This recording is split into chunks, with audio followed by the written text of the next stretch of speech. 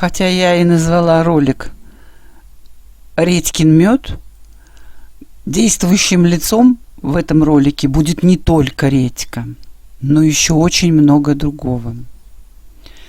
Итак, начну издалека. В нашем подъезде жилого дома 10 квартир. Моя комната граничит через стену с подъездом. И я слышу, несмотря на то, что дом кирпичный, старый, толстые стены, но я почему-то слышу абсолютно все, что происходит в подъезде. На этаж выше нас большая квартира, очень большая, 4 комнаты, все изолированные. И там 2 хозяйки. Весь этот дом когда-то были коммунальные квартиры, и нашу квартиру мы выкупали как коммунальную. Здесь было 6 хозяев. Но не об этом речь. Короче, вот единственная квартира, которая не заселена самими собственниками жилья, это вот на этаж выше нас, вот эта огромная квартира, она фактически является общежитием. Эти 2 хозяйки между собой не могут договориться, у них по 2 комнаты у каждой. Они сдают свою жилплощадь приезжим, а сами тоже живут где-то на квартирах. Вот. Естественно, сдают они покоечно, что ли, по-разному, наверное. И вот 5 лет, что мы здесь живем, я, в общем-то, так как я гуляю с собаками и вот сижу вот тут, слышу все, что происходит, я знаю фактически всех, кто там жил и живет. И что вот я могу сказать? В целом люди неплохие. Это, конечно, Средняя Азия, Кавказ, дальние регионы самой России. Но в целом люди нормальные. Просто их очень много. Вот. Последнее время я заметила, что такой образовался костяк. Но бывает, что какая-то вот одна верхушка или часть, она постоянно меняется. Приехали, уехали, приехали, уехали. И очень часто вот те, кто приезжают и еще не адаптировались, и еще не нарвались на скандал со мной или с нашим дворником, они не очень-то себя нормально ведут в плане большого города и общественного дома, такого общенаселенного дома. Видимо, они приезжают из каких-то, может быть, аулов дальних. Вот они, например, считают, что подъезд – это улица, и они мусор выбрасывают прямо в подъезде. В этот момент я терплю. Сначала жалуюсь дворнику, он идет там с ними ля-ля-ля-ля. А то бывало у меня 2-3 раза, я не удерживала свой гнев, приходила, стучала ногой и страшно кричала. И те, которые костяк, нормальные, они, как правило, воздействуют на тех, кто только приехали. Вот последний раз, сейчас, по-моему, там совершенно нормальный уже постоянный состав, но те, кто приехали последними, они вот нанимали рабочих, чтобы сделать ремонт в одной своей комнате, там 2 или 3 парня поселились в этой комнате одной. И вот эти рабочие весь мусор бросали в подъезде. Вот это был мой последний месяц, наверное, полгода назад. А так, в общем-то, нормальные люди. В целом люди нормальные.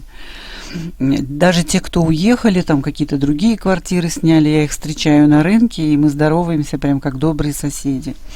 А некоторые, кто там сейчас постоянно живет, то я даже и здороваюсь, и общаюсь, и разговариваю, нормальные люди. Ну так вот, где-то в прошлом году, наверное, вот так сижу, я же работаю на компьютере, работаю на дому, и все время слышу, что открывается дверь в подъезде, кто-то заходит и кашляет. Кашляет, и слышно, что отхаркивает и плюет. И вы представляете, у меня вот гнев, да, вот я борюсь с желанием выскочить и дать в морду, понимаете? По голосу я слышу, что это женщина. А потом, когда я выхожу на улицу, то я вижу вот эти харчки. То есть у меня не то что гнев, у меня вот бешенство. И я хочу, наконец, ставлю себе цель, что я хочу этого человека увидеть. И вот однажды я выхожу, закрываю дверь, и как раз снизу поднимается этот вот хозяин харчков, хозяйка. Очень-очень милая женщина, где-то лет 48. Она приехала с мужем, они, по-моему, из Калмыкии. Или я путаю, ну, такие добрые, улыбчивые лица у обоих, и у мужа, и у нее. А муж устроился куда-то дворником в соседний район. Я его видела постоянно, очень добрый, улыбчивый дядька. А она работала ночью, она вечером уходила, утром возвращалась где-то на расфасовке продуктов, то ли в магазине, то ли в кафе. И вот я раньше не замечала, что она кашляет, а это вот я услышала, и я увидела вот эти вот мокроту прям в подъезде. Ну вот, и как раз она поднимается и кашляет, и плюет, понимаете? То есть я увидела, что это точно она. Я подавила свой гнев, я не стала, нет. У меня, конечно, когда я слышала из своей комнаты, у меня было желание выскочить и дать в морду.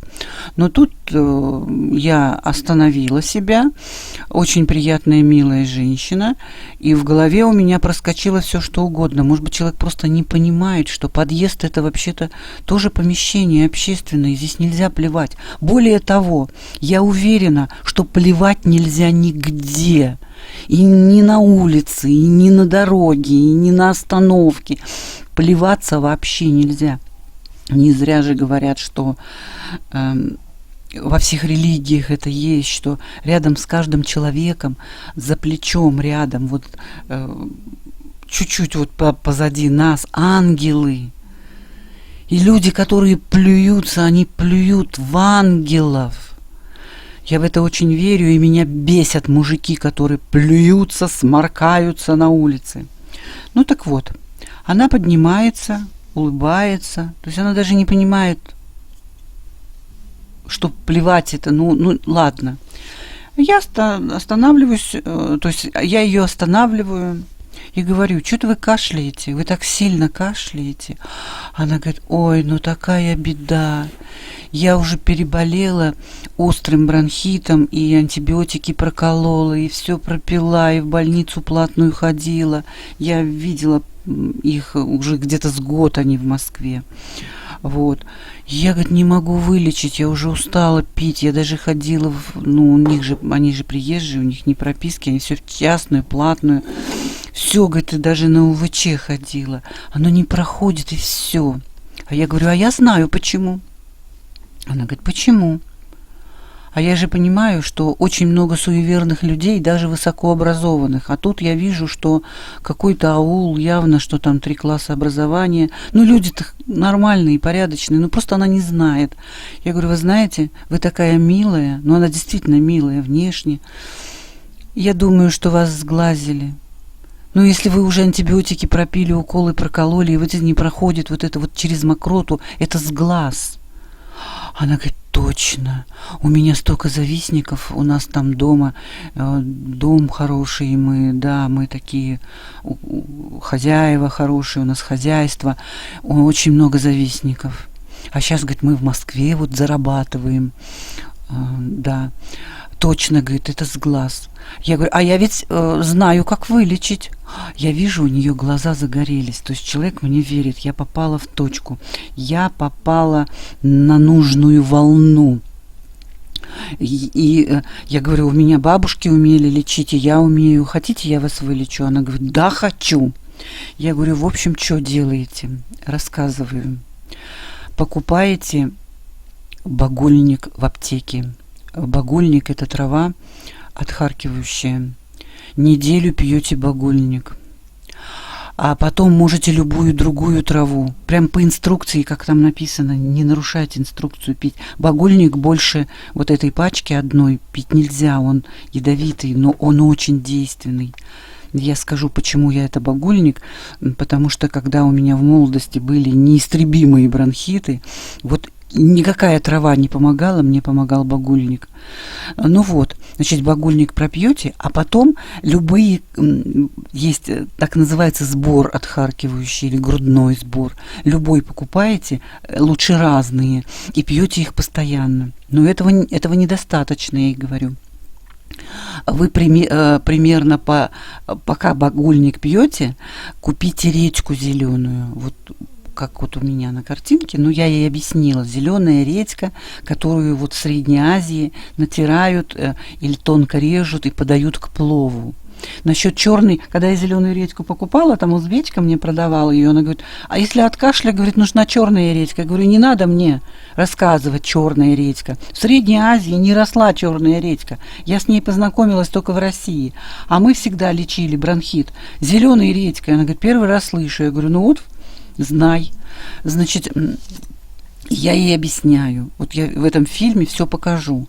Значит, покупаешь эту редьку, хвостик ставишь в стакан, чтобы хвостик вниз был. Желательно, чтобы хвостик не был обрезанный, а то сразу все выльется и все. А нам надо, чтобы там пропиталось. Потом делаешь, говорю, рюмочку внутри этой редьки и наливаешь туда мед. Желательно мед должен быть натуральный, не поддельный. Вот, но это уж как повезет. Ну так вот, оставляешь это, накрой все целлофаном или салфеточкой, оставляешь. Через сутки там будет жидкость. Мед мед впитает, он смешается с соком этой редьки, и ты вот это выпиваешь. И ты это делаешь, вот выпила, берешь следующую редьку, ставишь, вот так вот. Где-то примерно дней 10, наверное. Ты вот это вот выпиваешь вот в этой рюмочке, вот это мед с соком редьки. Редьку я потом пробовала натирать, но она уже обескровлена, или сок весь уходит в мед. И она такая сухая, уже ее есть нельзя. Ну вот. Вот это делаешь, говорю. Но и это еще не все. То есть травы, потом редька с медом. И третье, самое главное, я ей говорю, вижу, у нее глаза горят. Покупаешь 2 рулона самой дешевой туалетной бумаги. Она, хорошо. Я говорю, что делаешь? Одну в пакете целлофановом кладешь в сумку, будешь носить это на работу. И еще один пакетик. А второй держи дома в комнате у себя. Тоже с пакетиком еще отдельным. Как только ты захотела кашлять, вот пошла эта мокрота, а она пойдет еще сильнее после багульника и редькиного меда, ты никуда не плюй. Ты, вот то, что ты выплевываешь, оно тут же энергетически, говорю, тебе с глаз возвращается. Тебе надо непременно вот то, что хочется отхаркнуть, прям берешь комок вот этой туалетной бумаги и плюешь туда. Потом очень плотно заворачиваешь и складываешь все в пакетик. И на работе, и дома. То есть сколько вот этих харчков будет, они все должны собираться в твоих пакетиках, плотно завязанных. Значит, на работе собираешь, дома собираешь. Что ты делаешь потом с ними? Как только ты захотела покакать, берешь все содержимое этих пакетов, идешь в туалет и высыпаешь в унитаз. Вот прямо эти завернутые свои харчки. Сверху какаешь. А потом поворачиваешься и говоришь. Смотришь на вот это содержимое унитаза с пакетиками с мокротой и сверху экскременты. Смотришь на это все, и в момент, когда ты это смываешь в унитазе, говоришь: «Уносит говно это мерзкое харчко». И еще потом 3 раза смываешь, все это время стоишь, смотришь на унитаз и трижды повторяешь вот это. И весь с глаз уйдет. Эта женщина, она, кстати, говорила, как ее зовут, но я забыла. Она тут же все достала, какую-то бумажку и ручку, и говорит: давай вот быстренько все запишем. Значит, багульник, значит, редька, мед, туалетная бумага, вот эти пакетики, все. И вот это вот слова: уносит говно мерзкое харчко. Я говорю: да, все выполняй, вот как я сказала, и все будет хорошо. Все, она ушла. И я как-то забыла, я перестала слышать. Я забыла вообще об этом разговоре, обо всем, потому что вот все, что у меня накопилось, вот злость вот на всю эту ситуацию, она как-то вот в момент диалога, она как бы ушла. Я забыла. Проходит, наверное, месяца 3, потому что сезон, он как-то то была зима, то тут, смотрю, лето.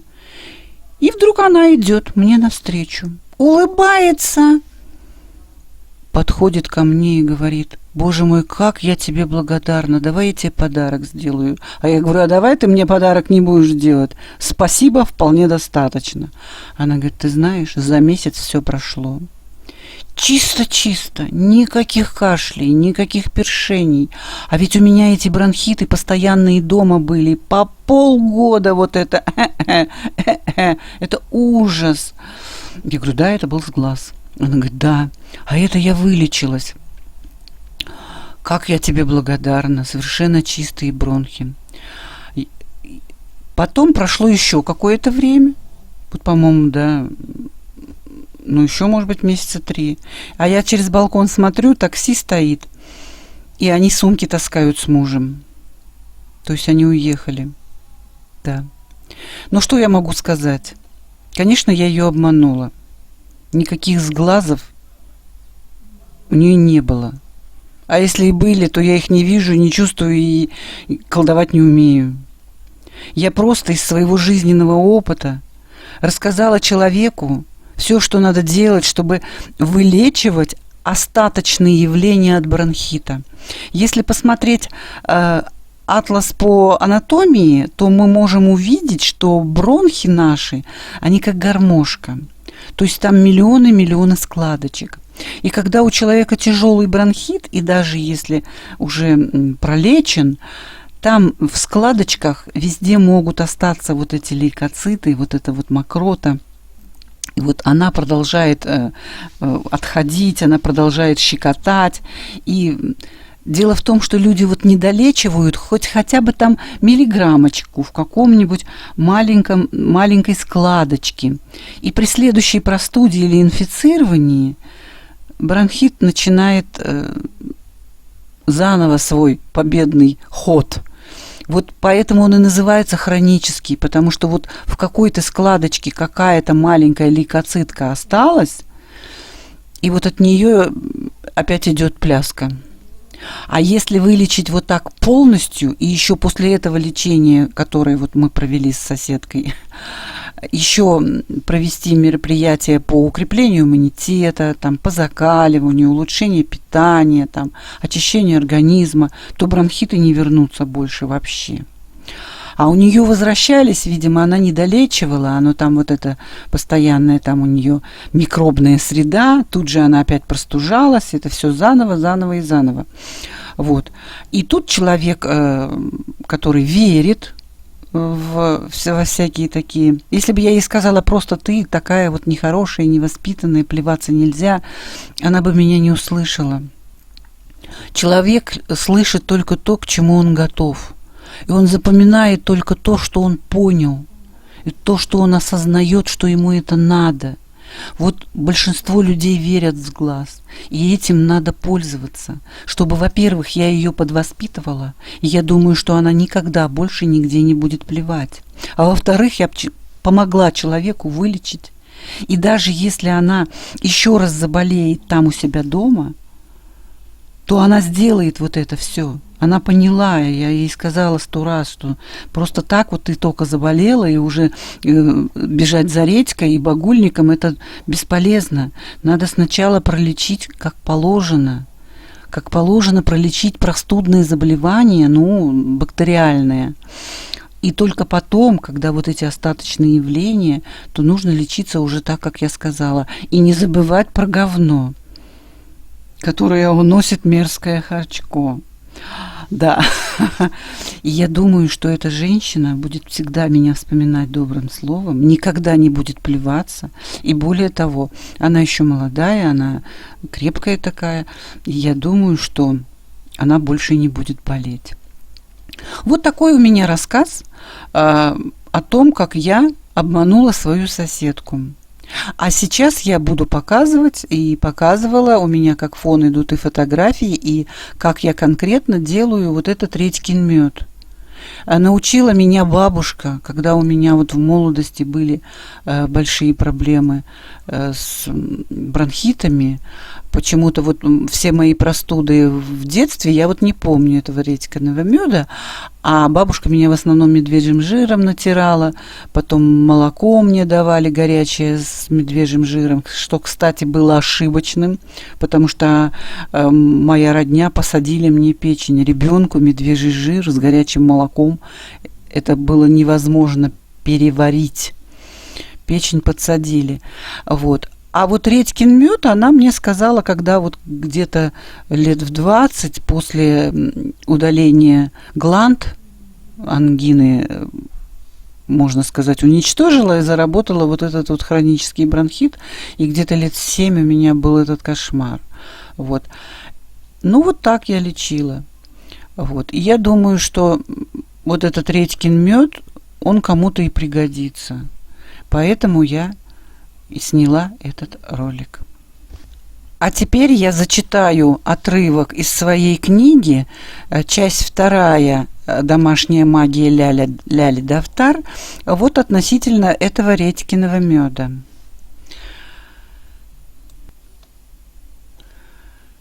Итак, текст из моей книги.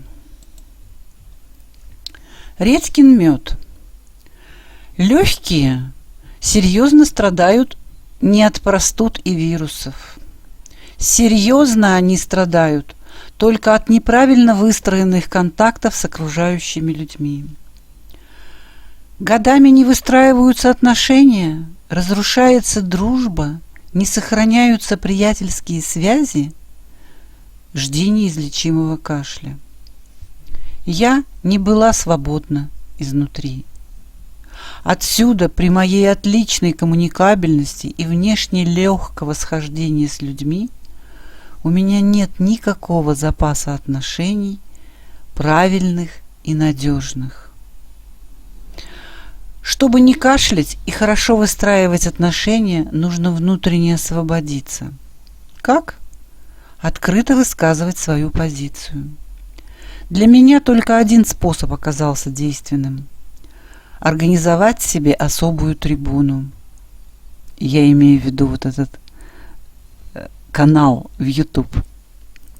И вещать с нее то, на что не осмеливалась в течение всей жизни. У кого-то еще есть возможность высказывать свою позицию обычными способами. То есть кто-то напрямую может общаться с людьми или хочет. А у меня только один путь. Письменная речь или вещание с экрана без обратной связи. На дискуссии у меня уже нет сил. Я даже, видите, в своих роликах никого не прошу написать свое мнение. Я ни с кем не буду дискутировать. У меня на это нет сил. И мое время уже прошло. Кашель излечится, если огласить свои внутренние болевые точки. Именно так я и делаю. Кстати, я время от времени все равно кашляю, хотя бронхитами я уже не болею, как в молодости. Да, я делаю редький мед. Очень приятная жидкость получается, но этого недостаточно. Я делаю ворожинку. Вот вот весь процесс создания вот этой жидкости, редькин мед, я называю ворожинка. И вот как у меня в книге написано. Ворожинка, редькин мед. В зеленой, цветом имеется в виду редьки, выдолбить чашу. Установить в банку хвостиком вниз. Заполнить чашу медом и прождать сутки. Потом выпить получившуюся медово-редичную водичку. Делать такой напиток столько, сколько надо для излечения от кашля. А на медово-редичную водичку я нашептываю, двоеточие, кавычку открыть. Это моя запароленная заговор или речитатив. Итак, кавычки открыть. Свободная и смелая, живая и умелая, радостная, сильная, здоровая, красивая, чистая, поющая, свежая, растущая, радостная, сильная, здоровая, красивая, свободная и смелая, живая и умелая, яркая, звенящая, быстрая, летящая, свободная и смелая, живая и умелая, радостная, сильная, здоровая, красивая. Точка. Кавычки закрыли. На каждую готовую редичную водичку я вот это нашептываю. Действие усиливается. Значит, это я прочитала сейчас отрывок из своей книги «Домашняя магия Ляли Дафтар», часть 2. Она еще не размещена на Литрес, а вот часть 1 уже размещена. И я дам ссылочку внизу под описанием к этому видео. На этом я прощаюсь. Не болейте. Будьте здоровы. До свидания.